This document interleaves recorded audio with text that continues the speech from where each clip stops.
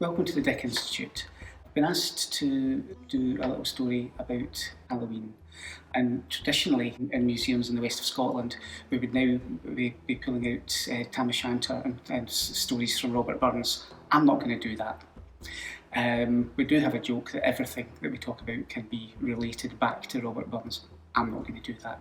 I'm going to talk about this man here in the portrait, the 4th Earl of Kilmarnock, William Boyd. Any visitor to Dean Castle over the last 20 years is probably familiar with a ghost story about William Boyd's head. The story goes that Boyd had written a letter to a friend telling the story that one of his servants had seen an apparition, a vision of his bloodied head rolling down the stairs, his bloodied severed head. And ultimately, this was a vision that was to bear fruit. So what happened to William Boyd? Well, I'll start with telling you a little bit about the history of his family first of all. The Boyds were a very illustrious family. They first came to prominence at the Battle of Largs, where they helped defeat the Norwegian forces of King Ackle, who came to claim some of the islands off the west of Scotland. The Boyds were knighted for that by Alexander III.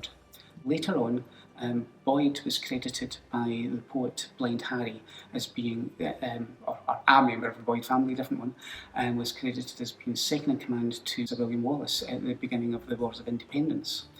At the Battle of Bannockburn, as Sir Robert Boyd, commanding of the Scottish Army, as part in that battle, he was awarded the lands of Kilmarnock, where the Boyds would live the next 400 years, including a period where Boyd ruled Scotland in the 15th century for a while as regent, in place of the young James III. Later, the Boyds would support Mary Queen of Scots and then continued to support the Crown during the Civil War, for which they were rated Earls.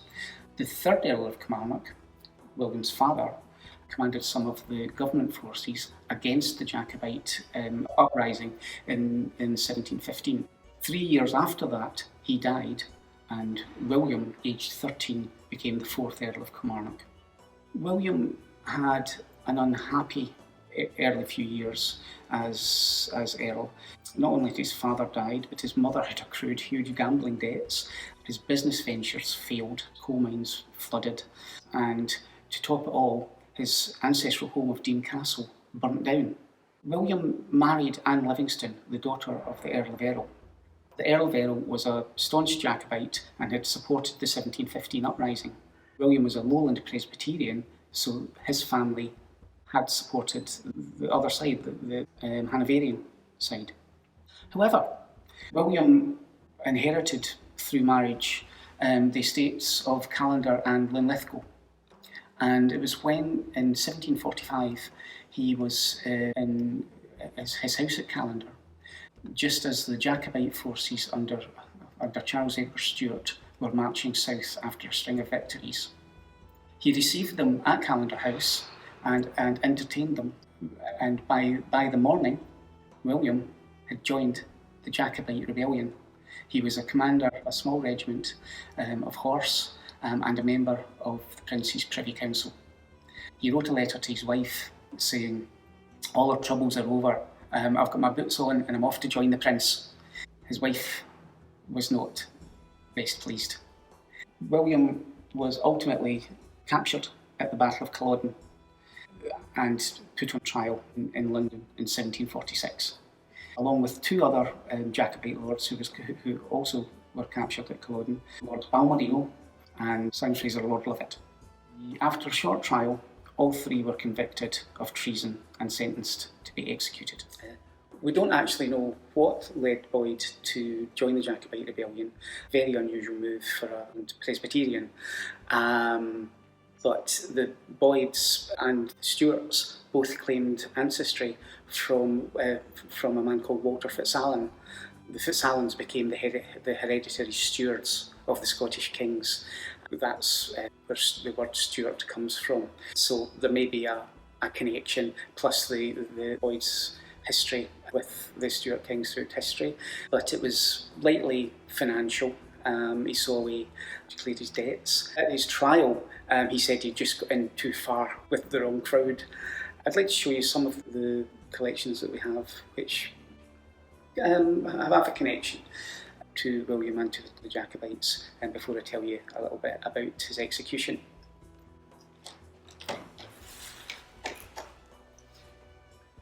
This is a Scottish broadsword.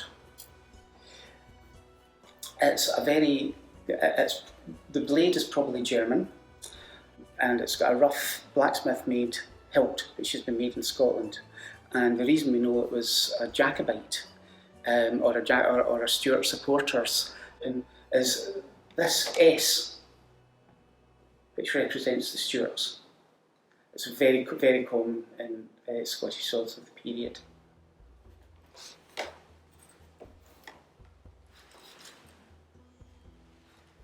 The reason we know so much about Boyd's trial and execution is that within our collections we hold many letters which he wrote from the Tower of London. He was under sentence, many to his family, and many explaining his actions on the day of Culloden.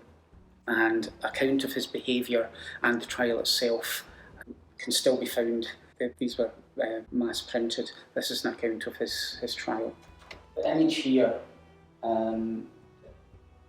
is of his trial. The picture here is a picture of execution itself. You can see there are literally thousands of people crammed in to view. Now, I mentioned one of the other Jacobite lords who was put in trial and executed was a man called Simon Fraser. He was Lord Lovat, and at the edge of the picture there are grandstands filled with people. Just before his execution, when he took to the scaffold, one of these collapsed, killing many spectators, which caused Simon Fraser to burst into laughter. And that allegedly is where laughing your head off came from. The other man, Lord Balmerino, was Arthur Elphiston. He apparently joked with the crowd before his execution. He went to the wrong side of the block on purpose for a bit of a laugh. Boyd was a bit more dignified. He was the only one of the three that was somewhat repentant. The story we talked about at the start about his head rolling, he didn't want that to happen. So he had 4 friends with a cheat to catch his head so that it didn't roll as it had in his servant's vision. There are images of this. We don't know why William joined the rebellion. However, it was probably financial. The Boyds did claim descent from a man called Walter Fitzalan, who was the same man that the Stuarts claimed descent from. The Fitzalan family became the hereditary Stuarts of Scotland, which is where the word Stuart comes from. The Boyds and the Stuarts also share a very similar coat of arms, which has a counting board on it, which was the method of counting money. But we think he'd probably joined the rebellion either out of support for his wife's family or financial. He was probably offered financial reward to restore his fortunes. He wrote a letter to his wife saying that all of his troubles were over because he had his boots on and he was off to join the prince, much to his wife's discomfort. At his trial, he said he'd got in too far with a bad crowd. Still, unusual step for a lowland Presbyterian, especially one who had 2 sons already commissioned in the government forces. And in a bizarre quirk of fate, when Boyd was captured at the Battle of Culloden, he was led into the Hanoverian camp bareheaded and without his wig. And a lieutenant in the dragoons stepped forward and offered him his hat to wear. That was the last time he would see his son James, who offered him the hat. Boyd was put on trial alongside Lord Balmerino and Lord Lovat. All were found guilty and sentenced to be executed for treason on Tower Hill in 1746. And as it's Halloween, This is a headsman's axe. Pretty lethal looking thing.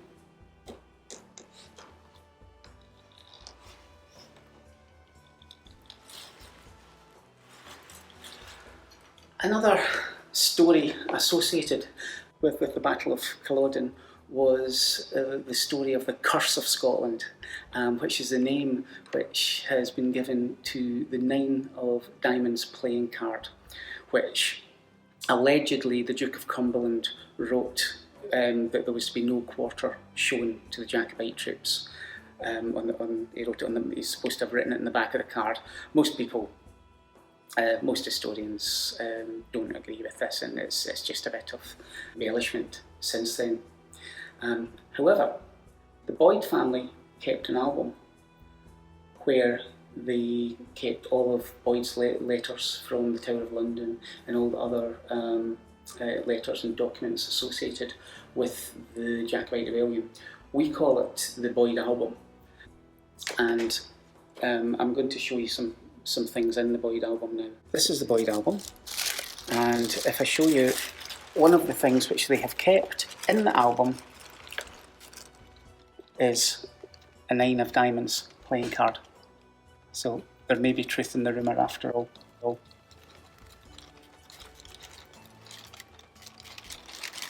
After the 4th Earl's execution, the Boyd's lands and titles were confiscated.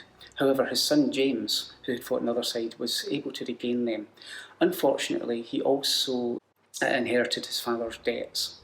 So he sold the Kilmarnock estate to the Earl of Glencairn, a family friend. I'll come back to him in a minute.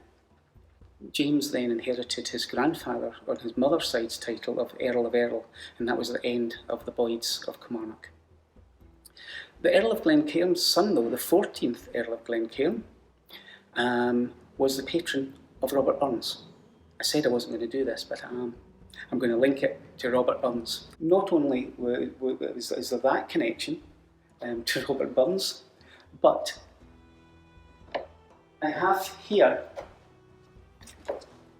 the dirk, which belonged to Lord Balmerino, one of the other lords who was executed on the same day as William Boyd.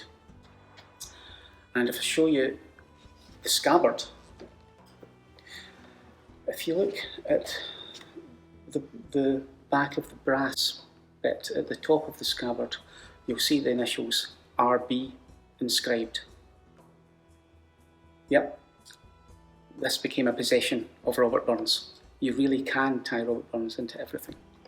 If you want to learn more or see more of the collections from Dean Castle, they're on display at the moment at the Dick Institute in Kilmarnock.